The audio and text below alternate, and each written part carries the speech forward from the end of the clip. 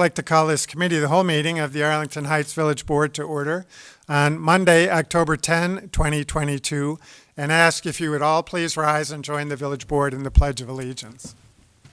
I pledge allegiance to the flag of the United States of America and to the republic for which it stands, one nation, under God, indivisible, with liberty and justice for all.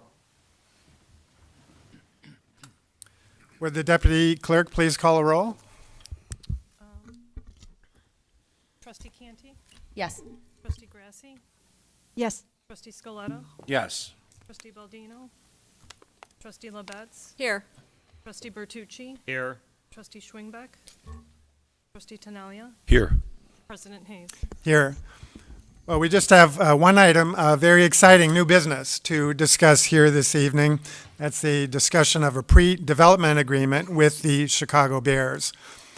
It's a very exciting evening for me personally, and I think for the Village of Arlington Heights and for the Northwest Suburban region to take another step in this long process of the possible redevelopment of the Arlington Park site to something very exciting, not just for our community, but for the entire Northwest Suburban region.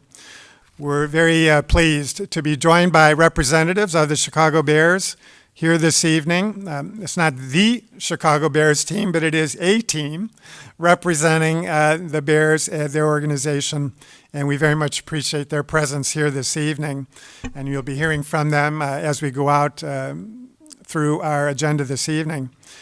It's a very busy week for the team. They had a very exciting game yesterday. They've got another home game this week on Thursday night, and they've got this meeting with us tonight and then another meeting with the Plan Commission on Wednesday. So a very busy week for the Chicago Bears organization.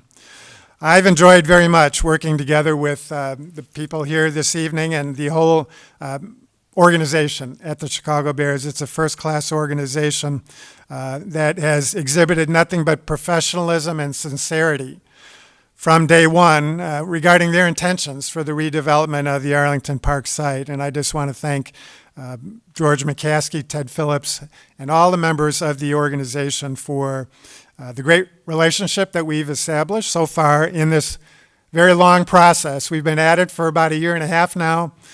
We've got a long, long way to go. But we're very excited to reach, again, this day, this evening, in the process going forward. So we are joined tonight by, again, representatives from the team, and we're going to begin our evening tonight with a presentation, kind of a mini presentation by the Chicago Bears that kind of summarizes where they're at in the process in terms of their preliminary plans. And so I'm not sure, Cliff, who's going to be talking first? So we're going to have two representatives of Howerton, our master planner, is going to start us off. Great, absolutely. So if you guys would come forward and just introduce yourself for the record. My name is Paul Milana. I'm a partner with Hart Howerton. And together with my partner, Nicolle Emmons, we're going to be taking you through a short presentation on our vision for Arlington Park. Great, please go ahead. Oh, great. Okay. Well, thank you, Mayor and members of the board. It's a pleasure to be here tonight. We're going to spend just about 15 minutes going over where we are on this master plan effort. And as any effort of this nature, in addition to our client, we are joined by a large number of consultants who have helped to inform the concepts that we've been testing to date, including JLL as the real estate advisor, Hart Howerton serving as the master planner, DLA Piper as our legal consultant, Kinley Horn as our transportation and civil engineering consultant, HRNA as the economic impact consultant, Manica as the stadium architect, CAA Icon as the stadium owner's rep, Goldman Sachs as a financial advisor, and CSL as a stadium revenue modeling consultant. When we first started to think about the opportunity here, I was reminded of the term Chicagoland. I was a student at the University of Notre Dame far too many years ago now, and I first was introduced to that term Chicagoland. And so in thinking about the location of Arlington Park within the Chicagoland region, it really struck our team as an opportunity to think of this site as a gateway for the Chicagoland. As you all know, 40 minutes by car to downtown, an hour by train, and only 20 minutes from O'Hare. And the site is interesting because it has an interesting, unique position within its local region. It's the nexus of three villages, Arlington Heights, Palatine, and Rolling Meadows. It is along the Metro line and one of a number of station stops, as you can see here on our map, that have been identified. It's also part of a larger drainage network that starts just to the north in Palatine at Wilkie Marsh and heads further south, ultimately into the Des Plaines River. But it's an important drainage and an important resource for open space within the local region, but also within the Chicagoland area. Now, of course, the site, 326-acre Arlington International Racecourse, has been a site for sports and entertainment district since the late 20s.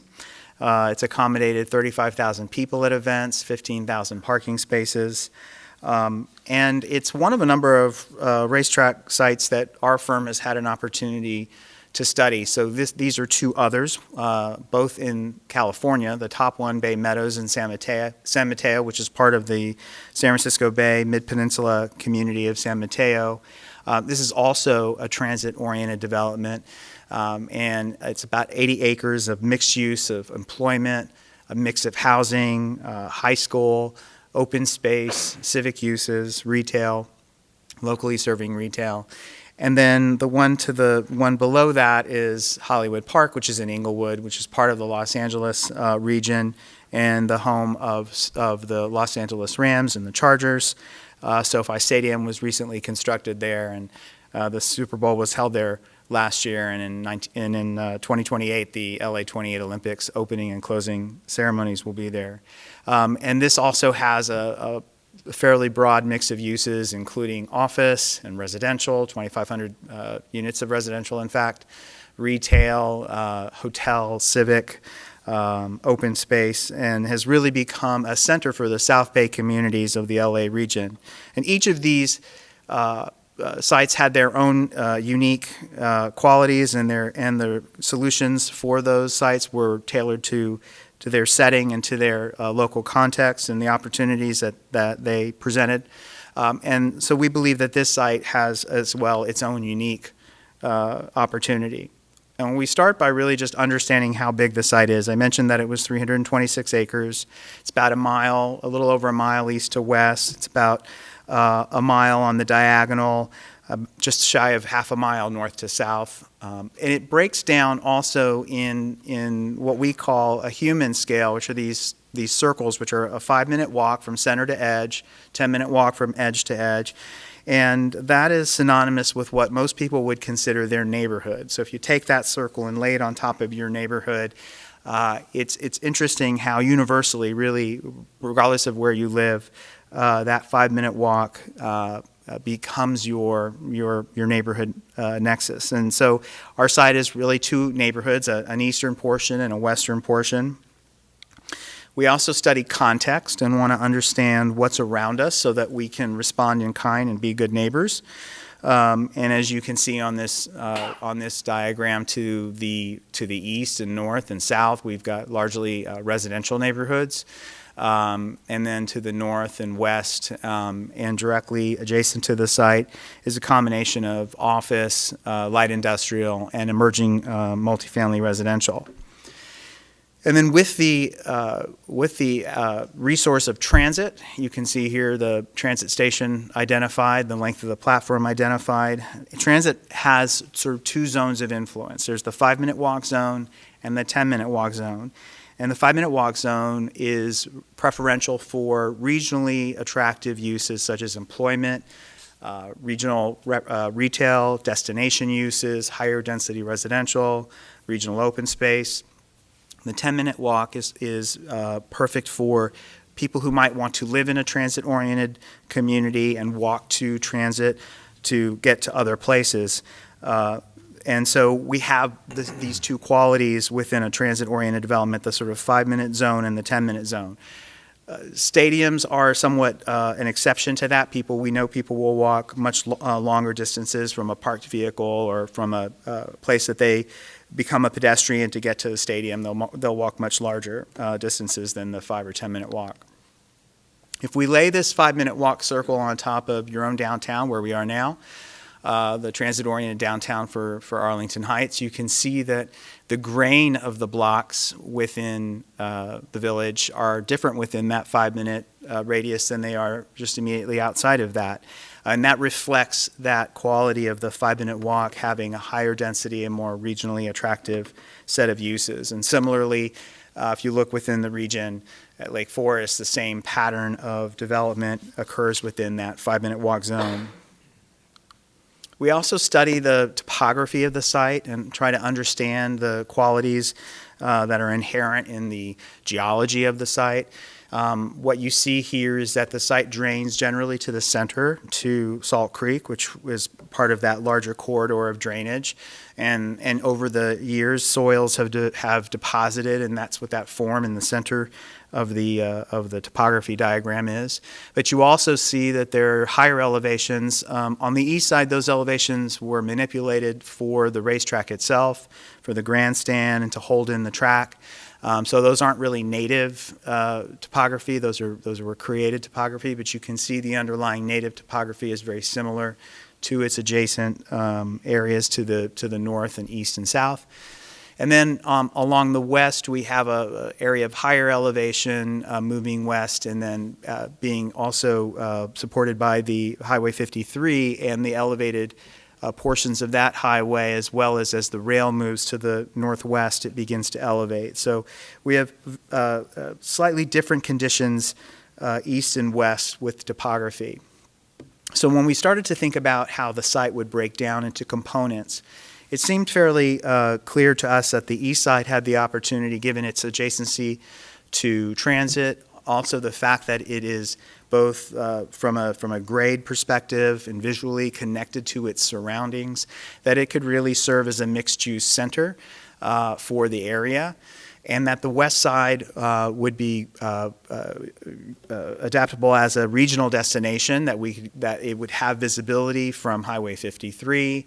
It's somewhat buffered by the elevation of Highway 53 and the elevation of the rail and the adjacent uses to the south. And that together and through the Salt Creek corridor, there could be a landscape connector that would unite the two. Additionally, when we were thinking about locating a stadium as well as other components, the stadium on the west side seemed to make a lot of sense, and organizing the site so that we were able to capture this downtown view of Chicago, which is generally parallel to Northwest Highway and the rail, and then, of course, the two zones of influence on the transit, which are laid out here. And so when we put the plan together after studying all of these components, what you see here is a transit-oriented district on the east side, organized with higher densities along the rail, and then lowering that density as one moves south toward Euclid Avenue, and the stadium district on the west side with its parking fields and the other facilities that it would need to help function as a stadium to the west. It can be served from the west, visible from the highway, visible from the rail, and together through the Salt Creek corridor, a series of parks and open spaces and ponds that will form this regional open space and sort of begin to fill in what's missing when you think of the larger Salt Creek district and how that flows through multiple communities. This would actually become part of that piece, and it would complete that piece. And we see a wide array of uses.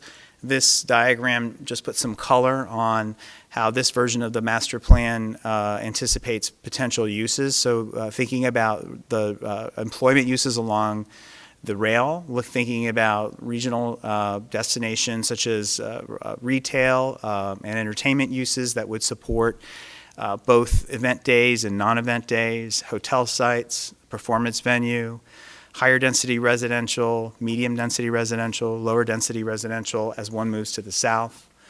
The stadium itself, which is surrounded by a threshold and an apron, which is part of how modern day stadiums work, which could include a Hall of Fame and team store embedded in that threshold, then surrounding by parking fields.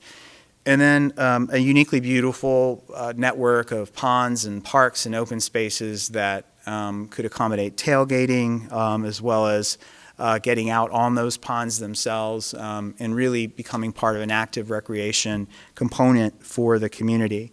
And then a series of open spaces within the community that have a variety of different scales. This plan really just focuses on the streets and open spaces. We see those two as being interconnected networks.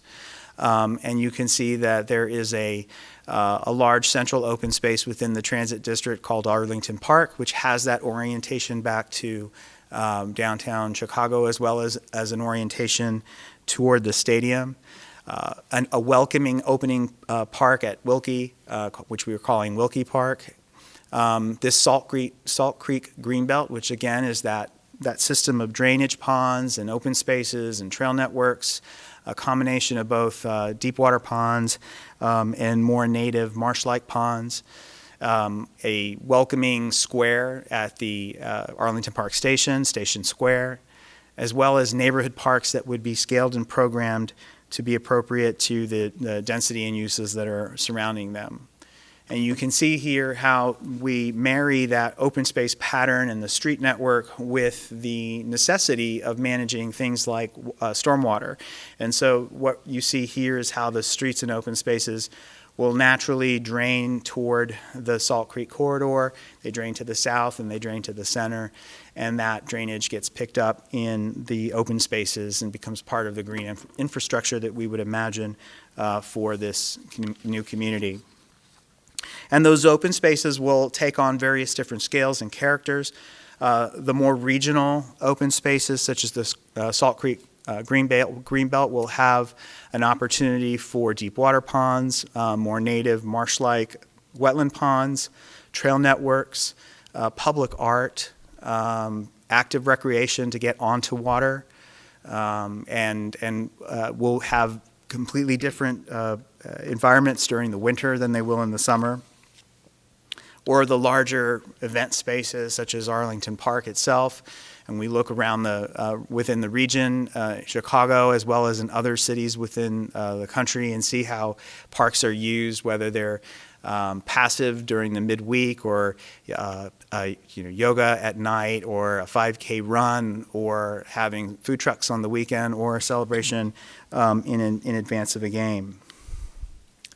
And then the smaller neighborhood parks, again, some of them would be more organized toward residential, immediate surroundings, and some of them might be more for mixed use or office workers. And we think that there's something for everyone in this network of parks and open spaces. And then the community streets, the primary street are a collection of primary and secondary streets. The primary streets are, we show in red here. And they form an interconnected grid. It's a grid that is responsive to its local condition. It's responsive to the open spaces and the drainage patterns that we talked about. And part of this is how we connect to our context. So one of the big ideas is coming off of 53 and under the rail and under Northwest Highway into the site, extending Commuter Drive as being really a multimodal transit drive that would be part of the experience of arrival from the train, as well as coming in from the west. Additional new connections along Wilkie, additional new connections along Euclid, and then the connections that currently exist from the west. And now my partner Nicolle is going to take you through some of the visual imagery. Good evening. Thank you, trustees, mayor, for your time. I'm going to walk through the plan and as a concept, and in considering the framework, which Paul has been sharing with you, what are the moments in the plan that are the potential for future residents, future visitors at a neighborhood scale. This slide is showing a series of potential uses, potential activities that all could occur within the framework of the master plan. And then in looking at that 5-minute circle, we're going to walk around the plan in a little more detail, starting first at the Station Square, and where the retail and entertainment retail is highlighted in light pink here in this slide. and really thinking about and considering a concept of integrating the uses that are predominantly in a transit-oriented development, taking advantage of the transit, and then also connecting to the larger framework of the master plan. Open space is within a block or a block and a half of every development block. Considering the access and potential connection to the stadium, you can see it just on the left, and then thinking about what that environment is like for the pedestrian or for the guest coming from Metro, coming from the village. This is an artist depiction from looking over Station Square. The square itself or the plaza around the station might be programmed with farmers market. It may have the ability to have a festival event. It's a space that office workers could use for lunchtime or an evening activity, and the density around it is reflective of what we have been describing as a transit-oriented development.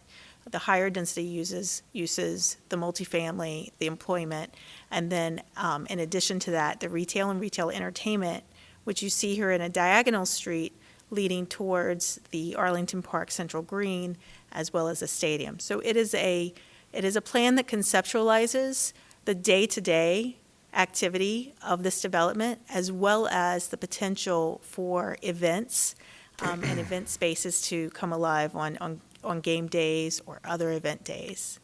Here is a view of a retail plaza. So having walked down the diagonal street and opening up into a small plaza where there's a green, the potential concept of bringing another Bears fitness concept where you can train like a bear. And that might open up and utilize the open space, the square, the green beyond. Potential for restaurants to spill out into the open space, for the shoppers and residents to include this as part of their walking network. And then on event days, this is a pedestrian way to some of the larger spaces, the Central Green, Arlington Park, as well as the stadium. In the distance, a hotel and the ground floor might be a location of retail, the potential for sports book. These are places that we imagine the entertainment-based retail uses congregating, spilling out into the open space network of the pedestrian street, of a potential retail street. Looking at the southeastern neighborhood, as the scale shifts from 5 minutes within the transit of the larger footprints and those larger block sizes to a lower density neighborhood of potentially townhouses and smaller multifamily, the potential for neighborhood parks is depicted here.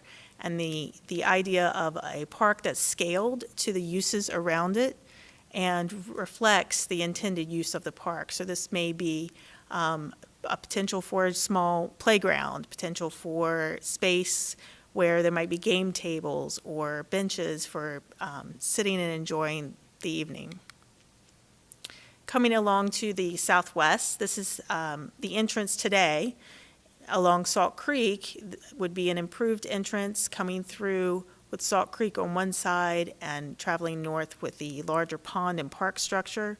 Looking across that pond at the potential for development along its edge, potentially seeing ahead to some of the taller structures like a hotel or multifamily, as well as some lower density multifamily, and then also the potential to be active and on the water and within the park. So knitting the path and trail network to the park system and to the open pond system as well. And then at the stadium threshold, this is where the potential, that knitting of that landscape connector of the two larger neighborhoods, the neighborhood to the west where the regional destination of a stadium and event spaces, and the neighborhood to the east, the transit-oriented development. The threshold is a place that can be active and activated on a daily basis. It is would be publicly accessible for paths, for trails, for biking, for walking, for taking your dog for a walk. And on a game day, it would be activated with attendees coming to the game, the potential for some of the concessions or retailers to set up in the plaza outside of the stadium. And you see here a view looking back towards the central green, Arlington Park, across the 2 pedestrian bridges that would cross the pond and lake network, coming into the stadium, but still tying back to the larger development of the transit-oriented development. The stadium itself and the stadium district, as Paul mentioned, has its parking, the threshold also serving as a space as people come in and leave the game or venture to the central green or into the retail street. This is a view from the stadium looking out over and back towards downtown Chicago. And in particular, looking back over the larger development, it is an interconnected park system and a framework in which both the stadium and the transit-oriented development begin to complement one another, complement the uses and the levels of activity, and support the scale of open space and park system and activate them with the density of the transit-oriented development as well as the space of the stadium and the events of the stadium. And then looking at an aerial view, looking from the northeast back across the potential development and really seeing how all of the blocks and development parcels are knit together. In that diagram we shared previously of the open space and street network, you really begin to see that in 3 dimensions as the green connector that really brings the plan together. Thank you very much for your time. All right, thanks, Nicolle and Paul, for your, again, very exciting presentation. Cliff, do you guys have anything else to add before we turn it over to Mr. Recklaus? Okay. All right, at this time, we'll have our village manager, Randy Recklaus, continue on with the agenda, and that's to primarily walk through the draft Chicago Bears pre-development agreement. But Randy, let me turn it over to you. Sure. Thank you, Mayor. Obviously, this project is very exciting and provides many opportunities for the Chicago Bears, their fans, Arlington Heights residents, and the region at large. However, given the size and scope of the project, all of us also have many, many questions. I'm going to change this next slide, Charles. Tonight, we're not going to be discussing specific answers to all of the questions that we have in a broad sense, but we are going to be laying out a process of how the community and the Chicago Bears can begin to answer these questions together. We know that there's a lot of people out there that assume that a deal between the village and Chicago Bears must have already been worked out. I think we've all heard those types of things, but I can assure anyone watching at home that that isn't the case. This is a significant undertaking, and while all the parties are moving forward in good faith and with great purpose, it's an understatement to say that this project is complex. It's been stated that if it moves forward, it'll likely end up being one of the largest real estate projects in the history of the state, and I don't think anyone would like the result if either party was not thoughtful and thorough in our approach to it. The village is committed to taking all of the time and collecting all of the information necessary to ensure that any deal is in the best interest of our residents. And we want to make sure that this project, if completed, is held up as one of the best major developments in the history of the state, not just one of the largest. So how do we do that? We do it with good communication with all of our stakeholders, good analysis of all the facts, and a transparent process. To those ends, staff has been working with representatives of the Chicago Bears Football Club over the past few weeks on a roadmap. It has taken the form of the pre-development agreement that we'll be presenting to you tonight for discussion, and it's our hope that a vote can be taken on this agreement in early November. If you can go to slide 3. So this is a recap of what we've done to date. You all were there, and it's been heavily discussed in the media, so I don't need to belabor it. But we do have a couple of steps coming up now. We'll be talking about those in a little bit as well. If you can go to the next slide. So what is in this pre-development agreement? Tonight we're going to go through it section by section, but in its essence, it is a statement of our mutual intent to work with one another and a statement of mutual assurances. Essentially, sections 1 and 2 of the agreement say what I just said, except with more words. Next slide. Section 3, we say that the agreement is not about making commitments, it's about stating intent and that either party can back out of the agreement at any time. Next slide. In Section 4, the parties agree that they intend to negotiate a community benefits agreement. So what's a community benefits agreement? As we've been doing our research and talking to other communities around the country that host NFL teams, we find that many of them, most of them, negotiate some form of what we're learning is called the community benefits agreement. And that agreement acknowledges that hosting an NFL stadium comes with some issues, looking at things like traffic and so forth. And in a response to that, the NFL teams are recognizing that those types of challenges that are placed on a community, and they try to offset it by having a number of specific community benefits that kind of show the positive side of having an NFL team as a part of your community, having an NFL stadium as part of your community. And these agreements are specifically lay out what obligations and contributions that the team is expected to make as a member of our community. And so we're both agreeing that that's something that will be in the offing. Next slide.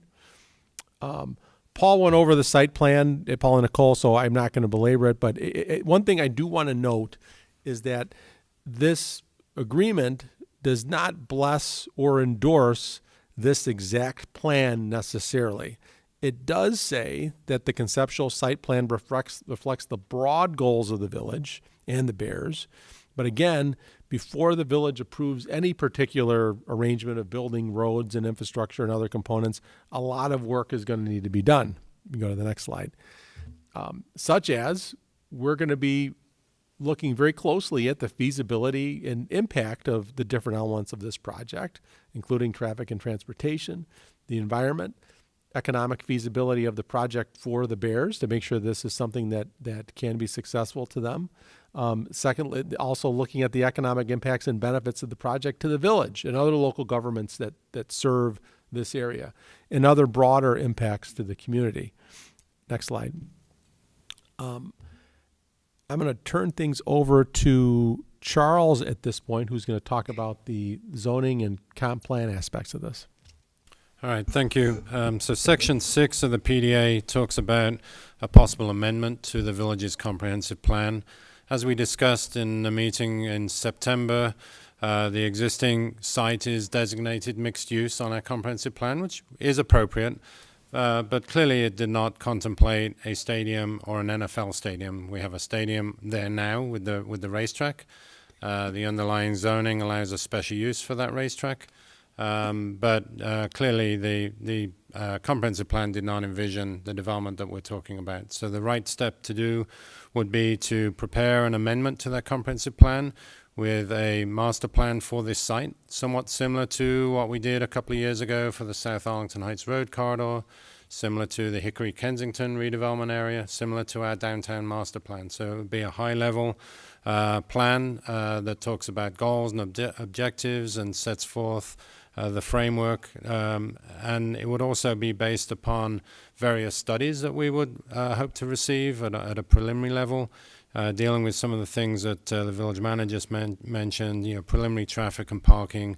How do you get pedestrians and bicycle access and public transportation in and out of the site? What are the infrastructure needs on a high level as far as water and sewer and stormwater and other environmental impacts? So all of that would be looked at and put together in an amendment to the comprehensive plan that would go through a public hearing process, and then ultimately through the Plan Commission and the Village Board would consider that, and if they took action, then they would approve that amendment to the comprehensive plan. After that, Section 7 of this PDA talks about the next step in the process. So the comprehensive plan has been amended, and the next step is to look at the zoning. Again, as we mentioned in the September meeting, the property is designated in Zone B3, which is an automotive-type zoning district. It's really not appropriate for a redevelopment of this property, whether there's a stadium or not. It needs to be rezoned to something different. In June of last year, before we were aware that Chicago Bears Football Club had the property under contract, the Village Board did approve an overlay zoning district, and at that time we talked about that being kind of an initial step to kind of preserve and protect and restrict, in some cases, the types of uses that would have been allowed in the B3 district. But we really feel that this site warrants its own zoning district, its own special zoning district, just like downtown does. And that would be an outgrowth of the comprehensive plan. We would draft that zoning district. It would talk about the types of permitted uses, the types of special uses that would be allowed. It would talk about the things that are typical in a zoning district, such as the bulk regulations, heights in certain areas, setbacks, density, floor area ratio, lot coverage. Those kind of technical details would be part of that new zoning district. And then it would also talk about some procedural requirements for review and approvals. This is a unique project. It will be phased over many years. And a good example would be what we did several years ago with the hospital. The Northwest Community Hospital kept coming in every couple of years for a 5-year master plan. As part of that master plan, they had building envelopes, they had maximum density parameters, and then each phase came in. So long as it was consistent with what was approved, there were various administrative approvals to allow that project to happen. So it could be something similar to that. And then Section 8 talks about after those 2 steps, then would be the time that the team would submit their plans to go through the entitlement process. So they would need to submit and rezone to this new designation. They would need to provide all the plans and studies that are typical to be able to get zoning approvals for the zoning, subdivision, plan unit development, any special uses such as the stadium, or what we're currently going through an amendment with Plan Commission to amend the overlay zoning district to allow a sports waging facility as a special use. All of those would then be part of that zoning application package, again requiring public hearings to go through that process. So Section 8, both parties acknowledge those steps, those 3 steps that I just described, and agree to kind of collaboratively work together towards that. And I'll turn it back to Randy. Okay. On to Section 9. I know this is the section that many folks are most interested in because it relates to a potential public-private partnership between the village and the football club. So what the section essentially says is, A, the club intends to request public-private participation in funding a portion of certain infrastructure and other development costs allowed under state law in order for their project to be feasible. The club will not seek any village assistance to pay for the costs of an NFL stadium structure. And the discussion of the use of project-generated revenue would only occur if it's justified by a detailed economic and fiscal analysis conducted by the village and its own consultants. If you want to go to the next slide. The Bears in this agreement also acknowledge that the village participation will not happen unless the developer can prove to our satisfaction that the project would not be feasible without a public-private partnership. And also that the village must be convinced that the project itself will generate enough new tax revenue for the village to cover all of its new expenses that the village will need to incur related to the project. In other words, the village still has to realize a net fiscal benefit from the project after any expenses. The other thing is that everyone is acknowledging that this agreement does not constitute any kind of agreement or obligation in any way for the village to provide or promote any public financing. Next slide.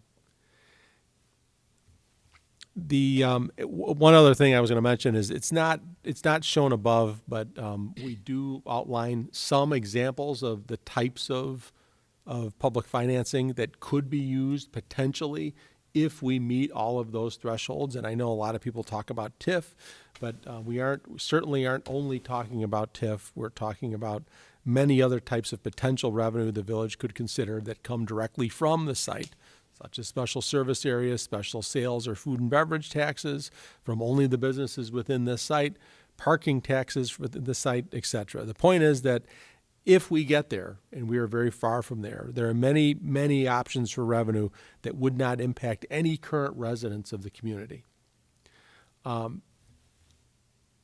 last section of this site also acknowledges that the club is going to be seeking support from other public entities financially.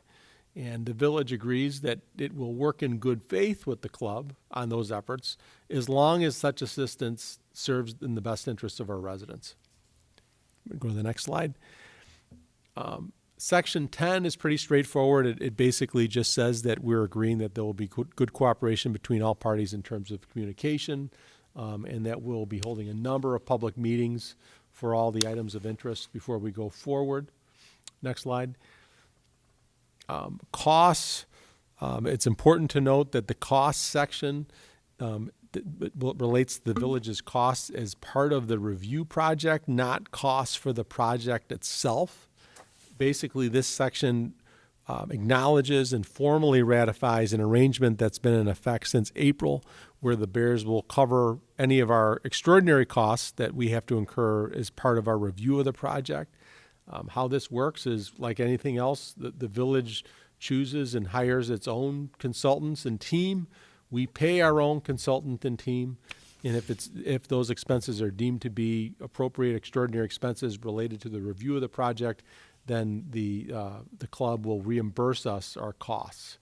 This is not an uncommon arrangement for the village for us to pass on extraordinary costs to a developer or applicant, but normally this occurs once a final application a formal application has been made, because normally the village doesn't have to incur any costs until that time. But obviously this project is unique, and the Bears have acknowledged that the village will have some expenses prior to a formal application, and so they've agreed to reimburse us for these costs.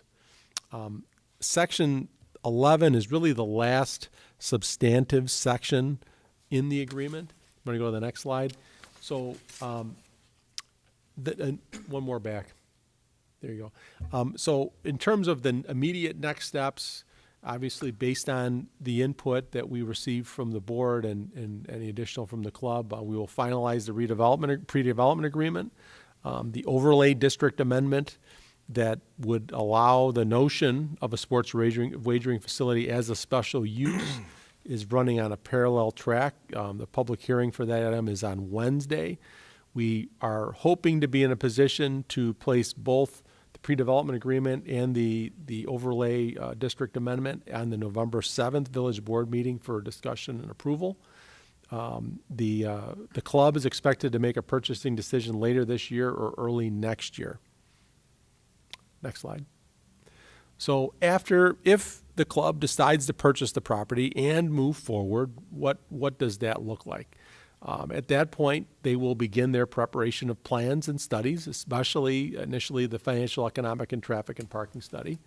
The village consultant team will review those studies and will try to come up with an agreement on assumptions and so forth, and have a common view of what could potentially happen there, what the impacts would be. They would refine their plans based on ongoing input from the village, from the public, and other stakeholders. We would, as we noted in the agreement, possibly be amending the comprehensive plan, possibly create a new zoning district. Then we would begin a process where detailed plans would be submitted for the actual entitlement process. And again, it's important to note that every step of this process entails input from the public at various public meetings and public hearings. Next slide. So with that, we're happy to open this up to questions from the board. Thanks, Mr. Recklaus.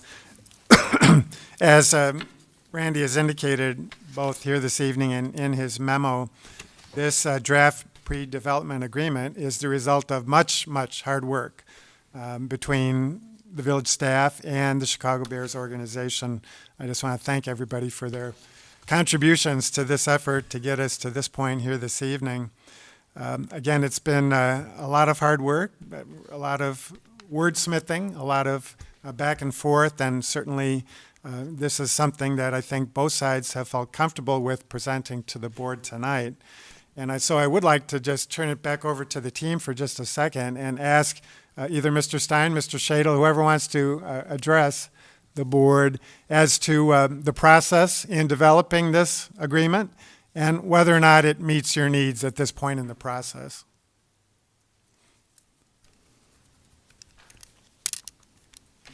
Thank you, Mayor Hayes.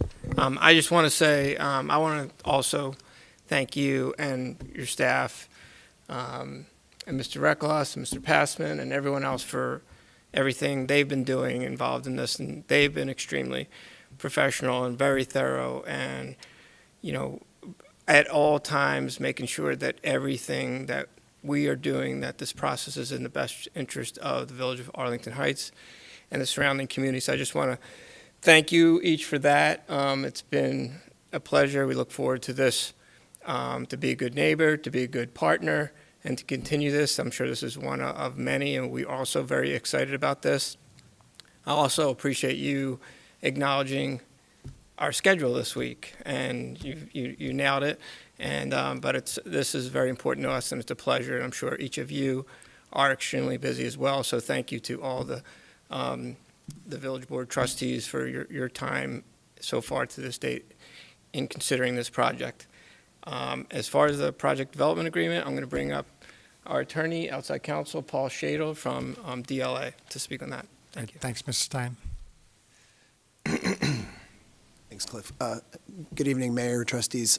Again, thanks for being here and making time for us. I really have very little to add, but just wanted to reiterate what Mr. Reckloss said, which is that a lot of work has gone back into this and a lot of back and forth, wordsmithing, as you said, Mayor. And the goal from the standpoint of the Bears is just to create a roadmap, as Mr. Reckloss said, so that we can have a foundation on which all of us can work together to try to find a framework in which a feasible project can be designed collaboratively and then ultimately pursued. So I'd really like to leave more time for the board to ask questions, and so I'll just sit down. Before you sit down there, I just want to make sure that you are comfortable with this roadmap. Sorry, let me reiterate. As drafted in its current form for your needs going Yes. forward at this point in the process. Yeah, I'm sorry, Mayor. I should have said yes. Not only did a lot of wordsmithing go into it back and forth, but it is in a condition that we find acceptable. All right. Thank you very much. Thank you. All right. Before I turn it over to my colleagues, we do have a recommended motion here. It's routine, I think, for the Committee of the Whole to make recommendations to the full village board at their next meeting. That doesn't mean we have to make a motion tonight. If the board is not comfortable with certain provisions, they'd like to see something changed. Certainly, we don't have to make a motion tonight, but it's certainly not unusual. In fact, it's routine that a motion to recommend an action comes out of a Committee of the Whole meeting. So that's why a recommendation is here this evening. So with that, I would turn it over to the board for questions. Trustee Bertucci. My question, I think, would go to Paul or Nicolle, and it's in reference to the conceptual drawings. And you guys are aware that there's commuter parking, and there's probably some type of easement or something or other, some type of agreement. And in the drawings, I don't see anything allowing for parking near the train station, or what I think you guys are calling the station square. And so can that just be addressed? I mean, obviously, again, it's conceptual, but I think it's an important part of it. Sure. Thank you for that question. As part of our coordination and thinking about how this transit-oriented community would work in the best way, every one of those metro parking spaces has been accommodated in that plan. Some of them are on the extension of the new multimodal commuter drive as it extends through the site. And in this depiction, there are at least two structured parking structures where the ground floor, perhaps the first two levels of those structures, would be the commuter parking, and so would be maintained. And obviously, as a development of this nature is phased out, that's the final build-out scenario. So there may be periods of time where there's some surface parking, and then ultimately that surface parking is reaccommodated in structure. And so that's what this master plan is depicting. Got it. Okay, so where the red dot is, which is the station, in some of those depicted building squares or whatever, some of those are parking garages. Correct. There are Structures, there are some whatever you wanna larger call 'em. rectangles closer to the station square. The station square is where the red dot is, and some of the blocks that are immediately adjacent to the transit line have these sort of larger rectangle forms in them. Those are parking structures. And there are two that we highlighted. One is at the corner of Wilkie and Northwest Highway. The other is just to the southeast of the square itself, Okay. where we would where we've accommodated a portion of the existing spaces, and then the others are on Commuter Drive itself. Okay, The great. extension of Commuter Drive. Okay, great. Thanks, Paul, because that is a question I'm get from the drawings that have been made public. That's a question that I'm often getting from residents. Yes. So I appreciate the clarification. Absolutely. So, Hi, good evening. My name is Peter Lemon. I'm with Kimley Horn, so we're working on the transportation and civil engineering aspects of the plan. So I just wanted to elaborate a little bit on what Paul was saying. So today there's about just over 1,000. It's like 1,032 surface spaces between the lot and Commuter Drive. And what Paul was getting into is like the locations. And we've had some conversations with Metra. The intent is that we would make sure that they're whole throughout the process from A to Z. So from what you see now to what you see up there in some different forms. And just, obviously this is conceptual at this point. Sure. But we've identified, it was like 1,075 spaces. So just over kind of what they have now, with the recognition that there's still going to be people who are commuting to and from out of the station every day, in addition to the folks that will be living in this area. So they'll still have just as many, if not more, parking spaces at the end of the day as part of the plan. okay, great. Just as a suggestion, when you put things out to the public or media, you might want to be either highlighting or footnoting that there will be those structures there, because I'm kind of an ear on the streets of Arlington Heights. I live in the downtown area, and everybody's talking about, well, they're not even allowing for when obviously you guys are. So Sure. No, good. That's a good suggestion. all right, thanks. Thanks, Peter. Anything else? That's it there. Trustee LaBedz. Thank you. Thank you all for the presentations. It's very interesting, isn't it? As we move forward, I guess let's go back to the transportation thing. The phrase multimodal was used or referred to. So could you elaborate on what you mean by that? Do you mean like also buses and all that sort of stuff at one place? 'Cause I hadn't heard that before, and that's the reason that I'm asking. Sure. So, I mean, the whole neighborhood. I'll start with kind of the format and the configuration. So it's all, you can see the site, as Paul said, the grain of the blocks are a little more defined, closer to the station than you get other places. So just starting out, the neighborhood is very pedestrian scale blocks. So everything is very pedestrian friendly in that range. Paul was talking about Commuter Drive often as being multimodal. So you can think about, how do you access the station? We want people to be able to drive and park nearby, but we also want people to comfortably be able to walk or bike. The overall site has really good bike access around the perimeter of Arlington Park, but we need to start kind of knitting that into the site itself. So whether that's streets that are pedestrian scale feel comfortable for you and I just to ride our bikes on because they're lower volume streets. Some of the busier streets, the more kind of spines, north, south, and east, west through there, are things like, you have a bike lane or have separate trails, just like you have around the perimeter. Currently, there is not PACE service that serves Arlington Park. But I think that's something from very early conversations. PACE, right now, the closest they get is getting to the courthouse. But maybe it would make a lot more sense when you have more people and businesses to find ways for PACE to circulate through there and establish their pickup and drop-off locations.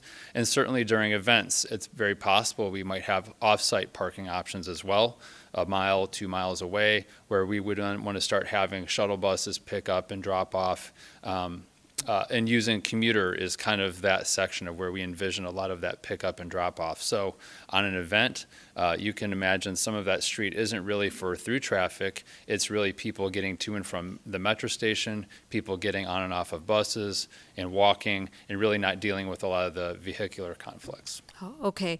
And I'm glad you brought up the pedestrian and the bike access, because as you understand now, there are a lot of commuters that do get to Arlington Park Station by foot or by bicycle. And so it's really important to be able to continue that, just as people who live close to the downtown station have bought their homes because they could walk or easily bike to it. Same thing is true with folks on that end. So I'm glad to hear that you're considering that too. Thanks. I have a couple other questions. I think this one would be Charles, if you would, on the zoning. I just want to be sure I understand, and that maybe folks listening understand. So we have an overlay zoning that we approved before we had any inkling what was going to happen here, which designated allowable uses and not so allowable uses, really more that than Correct. the other. And not an unusual thing, as you've discussed previously too. We've done this elsewhere. So with the process that's happening now, the idea is to have a new zoning district like the B5 was developed for downtown. Do I understand that correctly?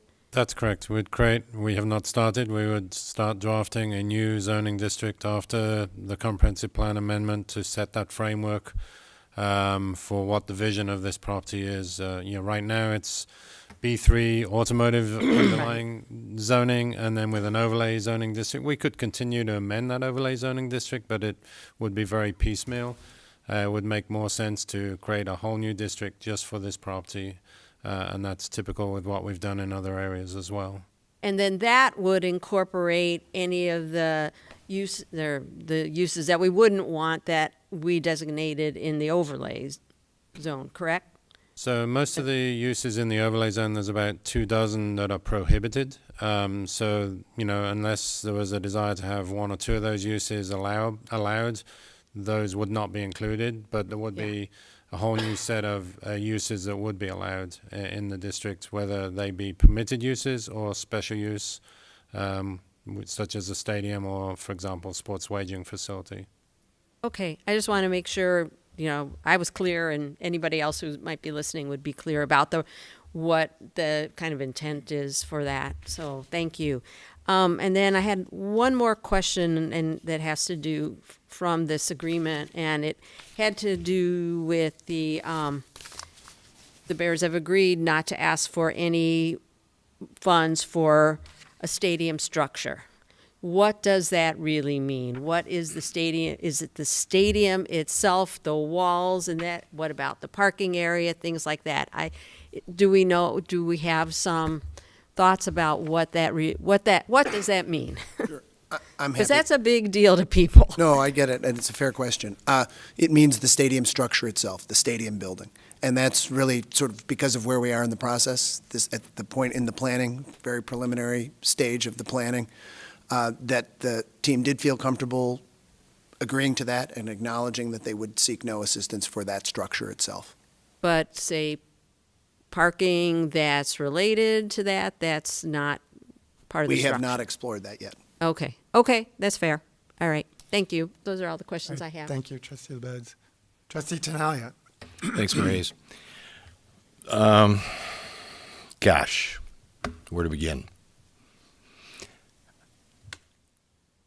I'm going to start by saying I believe I am one of your biggest cheerleaders to get this done. I want you guys to come here. I want this to happen. I'm all good with the roadmap and the process, how things will happen, how some things won't happen, what changes are imminent. I'm going to tell you right now, I'm not a fan of the site plan. And I hope this doesn't blow up and ruin things for you in any way, because I'm just one person sitting up here. But I have to be true to myself and true to my thoughts. And I'm going to tell you that I'm a little concerned about a couple of things, and the biggest issue in my mind is I don't think we need another big transit-oriented development in downtown, or excuse me, in Arlington Heights. When I envisioned this project 3 years ago, it was necessary in my mind to have something that was equal to or better than what's been there for the last 100 years. And that's an entertainment district, a complex of entertainment structures that's tax generating and action and excitement and all things good for people who want to go for those kinds of excursions in our town. We have a downtown Arlington Heights. We have businesses downtown. We have a train station downtown. This, to me, I'm looking at a site plan that 1/3 of it is a bubble. And there's I don't even see any drawings of this stadium. The other 2/3 of it are very detailed, beautiful renderings of beautiful buildings with beautiful outdoor spaces, restaurants and office buildings and row homes and apartment buildings and magnificently designed spaces for a community that doesn't have a downtown, that doesn't have all that Arlington Heights already has. That community would die to have this. I don't see the competition of this kind of a development for our current business owners and our current residents in our town to survive this. There's a town not far from here. I don't think it would be fair if I mentioned the name, but something like this happened for them not too long ago, and I don't think it was very successful. You guys can do your own research on that. But where are the renderings for the stadium? Where are the designs for what this thing will look like?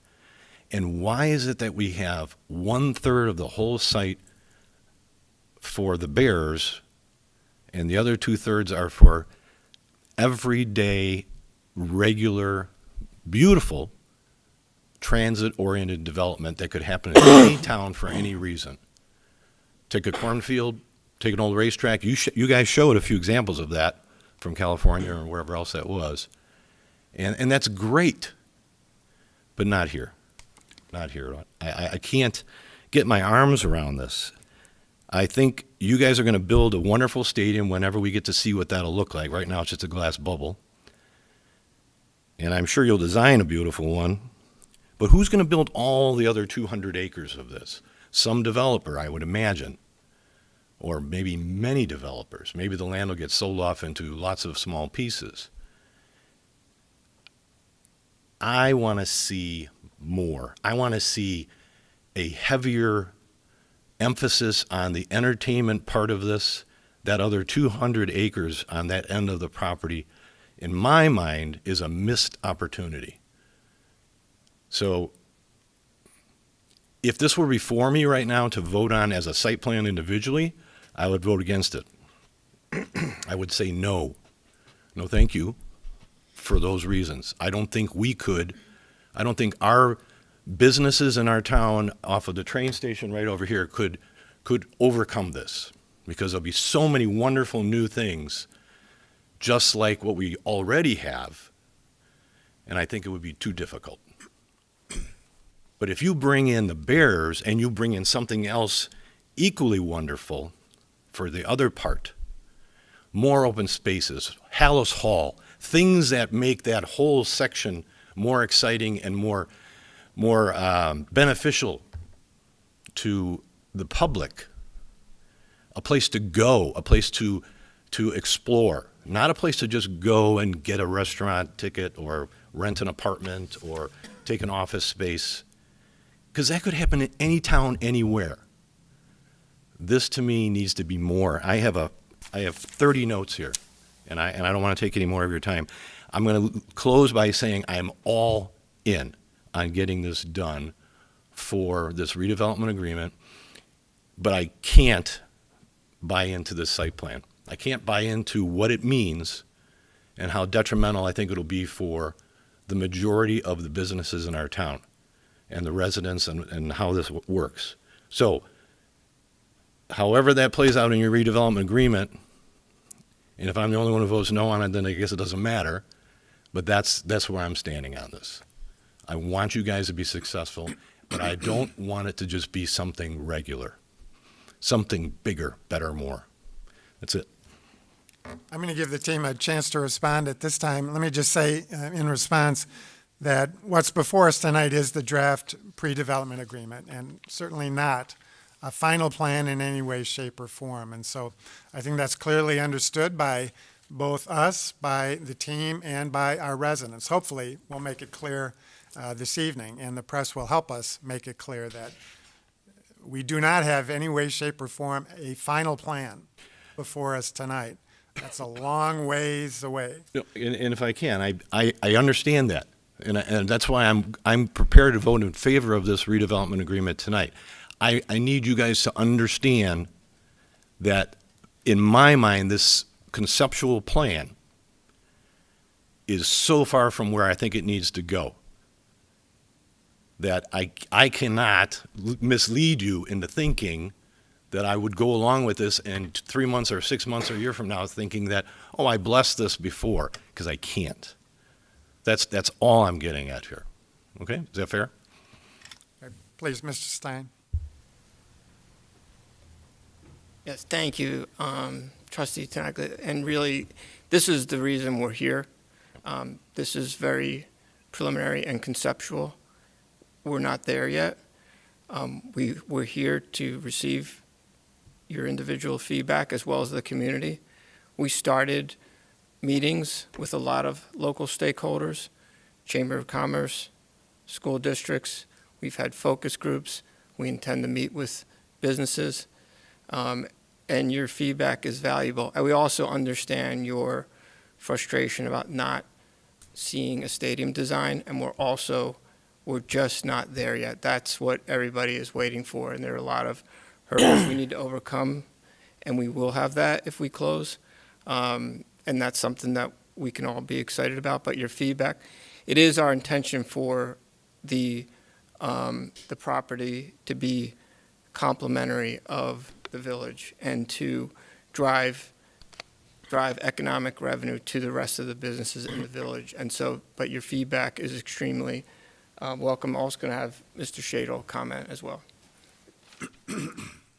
Trustee Tinaglia, I just wanted to add that we fully understand, as Cliff said, that there will be a lot of discussion around this, but the intention was that the eastern portion of the site would complement the western portion, that the stadium experience would be knitted together with the experience in the transit-oriented development portion, and so I just want to reiterate, I hope that it hasn't been received as though there were a boundary between the two and that they wouldn't mix, because I think the architects could elaborate on it, but the intention is that they would be knitted together, and not only would this complement other portions of the village, but within the site itself, the east and west would complement one another.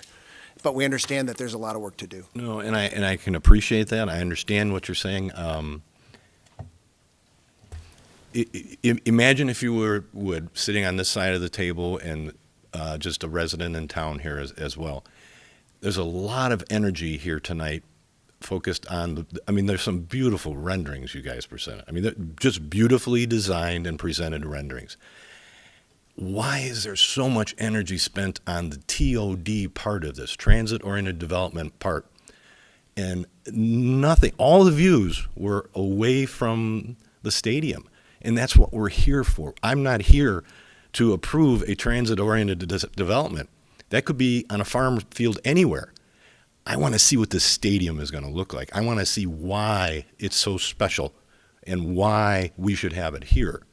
And to me, that's a missed opportunity. We should have had that tonight. Okay, appreciate the comment. All right, who is next? I just have to say I disagree with Trustee Tinaglia. I certainly understand where the team is, and I understand why they don't have a design for the stadium yet. We're not here to just look at The stadium portion, we're here to look at all 326 acres of this site because that's what's in the contract for purchase. And so I think that's all encompassed in this pre-development agreement. We're looking at all 326 acres. I can certainly understand why they don't have a rendering yet for the stadium. So I'm unfortunately going to have to disagree with Trustee Tinaglia on that point. But I certainly understand, Jim, your frustration. Trustee Grasse. Thank you. I just wanted to offer a few of my thoughts. One piece that especially came up just with some of the differences we just were talking about shows why this community benefits agreement is so important as we begin this conversation. Because this is a game changer for you, for all of us here. As we on the board have been hearing from so many residents, they're afraid about how life will change with the village that we know and love so much. And I really appreciate this community benefits agreement and a lot of the language that was used. I know you were talking about the wordsmithing, and I'm not talking about the legal piece of it, but I really appreciate a lot of the words you're using, and that's beneficial for me as we mutually work together to figure out what this is going to look like. This is not about commitments, but it's about intent, and I think this is where it's really important for us to hear what we are thinking, what the residents are telling us. I'm so grateful we'll be doing the public hearings and meetings, but I really appreciate a lot of the words that have been used of mutuality, collaboration, cooperation, being good neighbors, and I think that's an important piece for all of us. So I just really wanted to say I am supportive as of now with this pre-development agreement, just because I realize it's about the intent and the ways that we can collaborate and cooperate for what's best and what best benefits us and the Chicago Bears together. Thank you. Trustee Scaletta. Thank you, Mayor. Mr. Stein, I'm going to have a lot of questions, so it would be probably best if you could approach the podium. Thank you. Absolutely. You have a whole team there. You can decide who you want to answer these individual questions, but I will tell you I'm very excited, but I'm equally as anxious. We have a tremendous amount of responsibility to make sure we get this right. It's a once-in-a-lifetime opportunity, and while I can appreciate Trustee Tinaglia's desire to see the rendering of the stadium, I'm okay because I know that needs to be unveiled at some point as well. I will say that I'm very concerned about the density of the TOD. I looked at well, first of all, I want to clarify something. I've never met you, correct? Correct. Okay. I want to make sure that we're all clear that we as a board have never met you in person, because there's lots of people out there saying lots of things, and I want to go on record that I've never met you, I've never met anybody on your team, and this is our first opportunity to ask you a few questions. Yeah. Okay. I think we can all agree that this is going to be a regional destination and it's going to have a tremendous impact on the northwest suburbs. And I think that's important, and I think that that's why you're going to hear the concern that we have over elements of the development, but also elements that kind of tie into the agreement, because the agreement is written very broad, and it's written that way for a reason, because we can't make you commit to something, and clearly I'm not willing to commit to anything at this point. Can you tell us what your intention is for the stadium? What's your intention? What do you mean by intention? Okay, it's going to be an NFL stadium. We're going to have 8, maybe 9, 10, 11 games there a year, correct? Yes. What else is going to go on at that stadium? To be determined. I mean, so it's really all preliminary. What we have said publicly, and we said at the community meeting, is that this is intended to be a year-round facility, so that it would be enclosed, and the only way to do that, to attract the events that we would need to attract for a state-of-the-art stadium like this, is to be an enclosed stadium. As far as any other particulars in terms of capacity or all the things that we would like to do or would hope to be able to do, like, we don't know yet. It's not all flushed out. Certainly don't want to make any promises, but one can only imagine what an enclosed stadium, new stadium in this area could attract in terms of the different types of events, whether it be concerts or, NCAA or even a Super Bowl or soccer or other events that would be attracted to a destination like this. Absolutely, and I can appreciate that. But I think that gives us concern because we haven't seen anything when it comes to traffic. 53 is a mess as it is, and there's a lot of work that needs to be done to be able to get people in and out. And when I think about people entering off of Wilkie, for example, and the train tracks being so close, and that's why I talk about that. I think that the TOD part is so dense. It's way too dense for me. I get concerned about, and I'm sure that our engineering department will do their work, and I'm sure that your consultants will do their homework when it comes to, making sure, obviously, fire trucks and everything else can get through there. But it just looks so dense. And granted, it's a big piece of property, and we're looking at a very small graphic of it. So I do get that, but when I look at it overall, I'm thinking, wow, that's an awful lot on that property. And I do want to make sure that, when we talk about our community, it's not only all of the residents and all the businesses, but our downtown. We have a thriving downtown. We want to keep our downtown thriving. And what we don't want to do is create downtown part 2 and let downtown part 1 fail. So I'm glad to see that community part is in there, but I want to make sure that I elaborate on it so that you understand where I'm coming from. And the community part also has to do with our community as a whole in the northwest suburbs of traffic, of noise, and that, what we want is that you're there, but that there's not a negative impact to the region.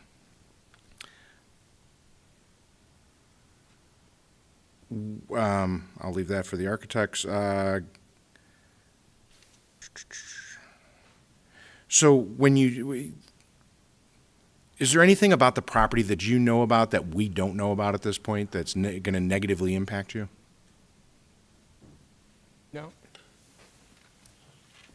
I don't think it's necessarily a negative, but one of the features that the architects focused on is that central wetland, which is driving a lot of the design. But I don't think there are any. Yeah, Okay. That's sort of the one natural feature that I think drives the design. The architects can correct me if I'm wrong, but Yeah, I think it's a benefit for you Absolutely. for a variety of reasons. Normally, people pay for a water element. You have one built in. Absolutely. And I saw a lot of I saw some people in canoes. So I think that the water feature is definitely something that's important. I mean, I think that you see it in a lot of stadiums, and they bring it in. Clearly, there's no TIF at this location currently. And while Mr. Recklouse mentioned a lot of different possibilities of taxes and sharing those taxes, I mean, if we're going to be your partner, then we want some of the other side too. So I'm just being clear with you that I will look at anything that is proposed to us. But this isn't going to be that we're going to have a sharing arrangement of all the taxes that are generated on that property, and we become partners. Sound fair? Yes, we understand that, and that's why we have the economic impact consultants, and the village will have their consultants that will review everything we do, because we understand that anything we ask for, it has to be in the village's best interest. We understand, we've had those discussions, and we're not, there's no intention to do anything that's going to be one-sided in any way. Excellent. And all the estimations are going to be based on fact. Of course. Absolutely. Great. I like that. I had the train station, I noticed we're using the original train station. Is there going to be a second train station? Is it too early to tell?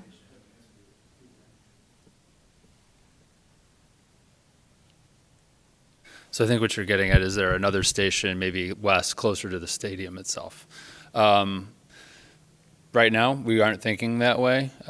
We've had some earlier conversations with Metro. Right now, the platforms are as long as they can be. relating to like how many trains you can have up with an engine at one time. Our thought right now is how do we improve access to the station, not just from a vehicular standpoint, but also imagine you're leaving the stadium or events and you're trying to get to the platforms. Right now, it's people going to and from that are commuters, not the larger surges of people going from the trains or to the trains. So how do we improve the station in that way to get better access to and from the platform, so you're not necessarily crossing the rails the way you do to get there now. But in terms of having separate stations, right now the station is really in a location that is within walking distance of a stadium that most people, and actually closer than I think a lot of other stadiums actually have. So there's really not looking at that. It's really more looking at how do we improve access to and from the station. Has anyone ever told you that when the Breeders' Cup was at Arlington Park, that the amount of trains were so long that it blocked Wilkie Road? No one's told me that. And from again, this is still early, and we have all kinds of conversations to go with Metra and the UP in terms of how to access, and not just the design side, but the operation side. So are there trains waiting, further downstream or upstream, and how they might manage their schedules? All that stuff is to be worked out. But from what we've talked about with them so far is that, the platforms are as long as they'd want them to be. They might want them to be wider and things like that to handle more people. But in terms of the length, that hasn't been something. And they haven't really been interested in, I don't want to speak for them, but it doesn't sound like there's interest in having another station added to the operations, a couple hundred feet further west. Okay. I expected to see one today, and I didn't. Mm-hmm. And so I thought I would ask the question because Sure. not a planner, but I just envisioned that, like on game day, that there would be a second one so that, it could pull all the way up so that there'd be enough train cars to be able to accommodate the fans, and get off. Clearly people can walk from that train station over to the stadium. I'm not suggesting that they couldn't. I just thought that considering the length of the trains that would be needed to accommodate fans, that there would be two that would only operate on game days, and this existing train station would be the train station that would be utilized on a daily basis. Well, that's certainly a valid concern. So we would, we'll want to make sure that we're working through that with them if this continues to move forward. Fantastic. And I will ask one final question, which is probably I'll ask Mr. Stein, you can probably ask your architects. I didn't hear anything about like LEED building certification. Is that something you guys are going to be doing on these buildings? I would expect that there would be a whole host of green criteria as a development of this nature, whether it would be, starts with the urban form, the walkability. Density does play into that, actually. It's with the green infrastructure of the open space and how the water networks work. And it would extend to the building design as well. So I would imagine we would have, most of the projects that we work on, if not all of them, have a green checklist and have standards that anybody who participates in the development of the community has to follow. Okay. And I promise this will be the last question. Who's going to own the sports book? Who's going to what? Yes. What? I didn't. Who will own the sports book? Do not know. We will not own the sports book. We, under the current NFL rules, a team cannot own it. We can own the land and we can own the building. We can rent it out. And we can have a partnership. But most likely, the way those arrangements are made now.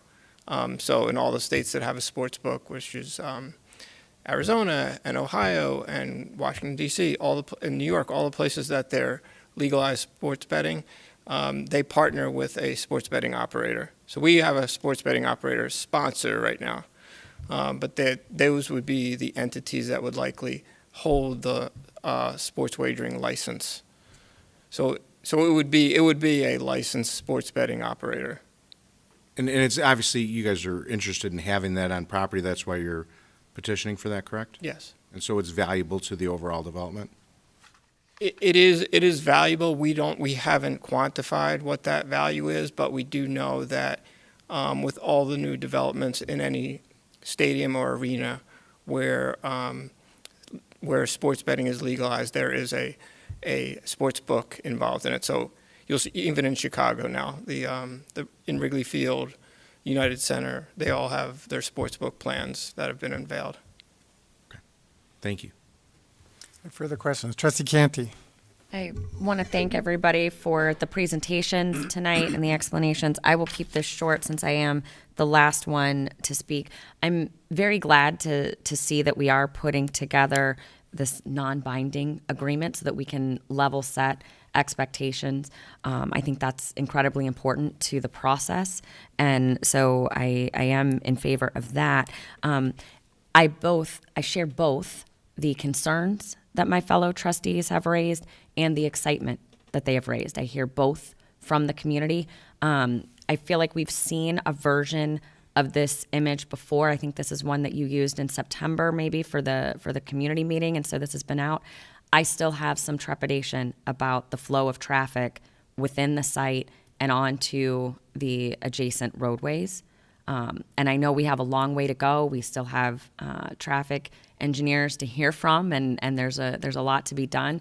But I don't think we can stress to you enough how critically important that is to maintaining what we have. You are a property that is directly across from single-family homes that are currently existing, and people have concerns currently with traffic that comes off of 53 onto Euclid Avenue in the Rolling Meadows area especially.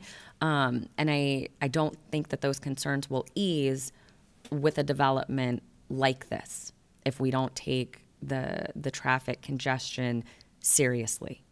And I also want to make sure that, and I'm confident, Randy, you guys are all over this, that our police and fire departments are weighing in throughout this process to make sure that they feel confident in being able to continue to provide their award-winning services once this development is fully completed, which I understand is many years away from final completion. But so that's what I wanted to share with you, and I feel like this is our opportunity to share with you our excitement and our concerns that we're hearing from the community. I know we're limited in what we're actually talking about tonight and the actual step that's being taken to this pre-development agreement, and we're not really assessing the overall plan, but I think it is good for you to hear what we are hearing so that as we continue through this process, everybody goes into it with open eyes. Thanks, Trustee Canty. Further questions from the board before we go to the audience? Seeing none, Melissa, this is Melissa Kayer, C-A-Y-E-R. I don't want to pay property tax money to build the development. The investors, the patrons, and the donors can pay for the development.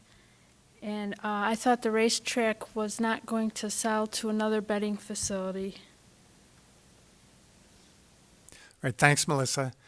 I don't see anyone else, but let me just ask if there anyone else in the audience who wishes to address the board on this agenda item. Seeing none.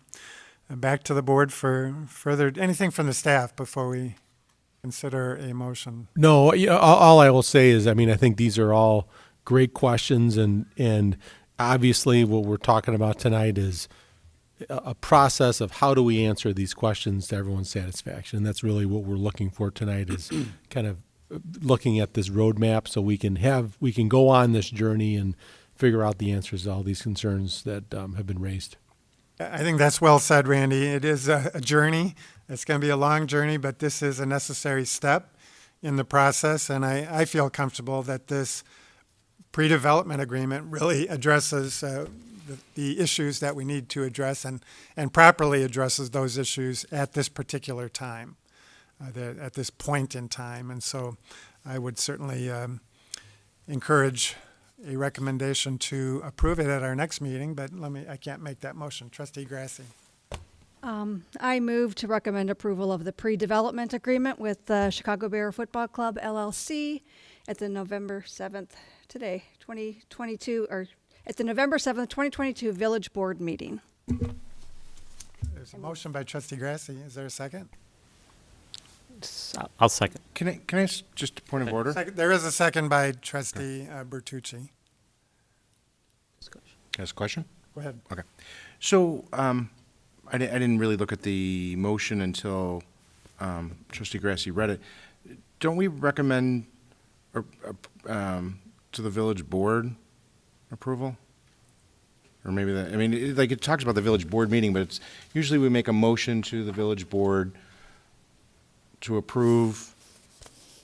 You didn't do anything wrong. I'm just questioning the questioning. I mean, shouldn't it be, that I move to recommend to the village board the approval of the pre-development agreement with CBFC at the November 7th, 2022 meeting? I mean, isn't that how we normally do it?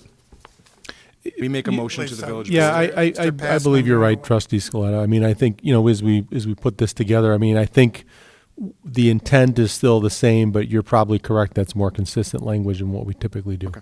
I'm just making sure that we don't do something tonight that we. Yeah, we're certainly we can't approve it tonight. Correct. No, I know that, but. And so it is a recommendation to the village board for approval at the next board meeting on November 7th. Yeah, That's how I understood the motion. I recognize it's maybe worded slightly differently than habit, but I think in substance, I think it has the same impact. But that's for the.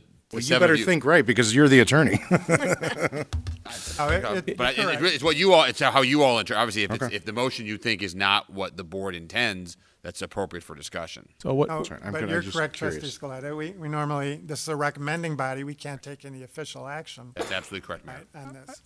Correct. Mayor, I was just going to say that, if this motion is approved, staff will interpret that as direction to place this item on the November 7th board meeting for approval.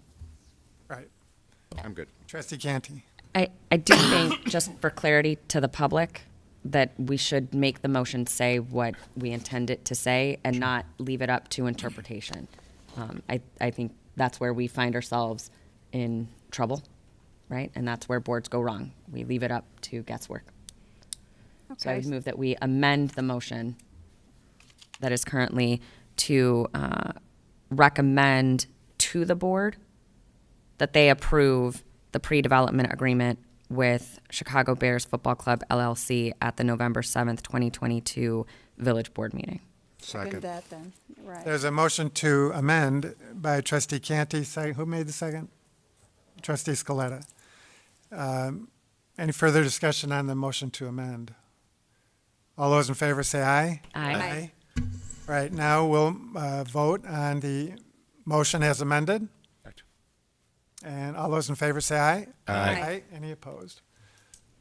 All right. Well, again, thank you to the Bears team that's with us tonight, and we very much appreciate everyone's contributions to getting us to this point in the process. I know it's been a long road so far. We got a long, long way to go, but I feel comfortable that you feel comfortable with what we've done this evening and what we intend to do at our meeting on November 7th. And so thank you again to all those who are with us this evening from the Bears organization. And thanks again to our team at the village staff, especially Mr. Passman, who I know has spent many, many hours in working on this particular agreement. I know when he signed on to be our village attorney, he had no idea what he was getting into.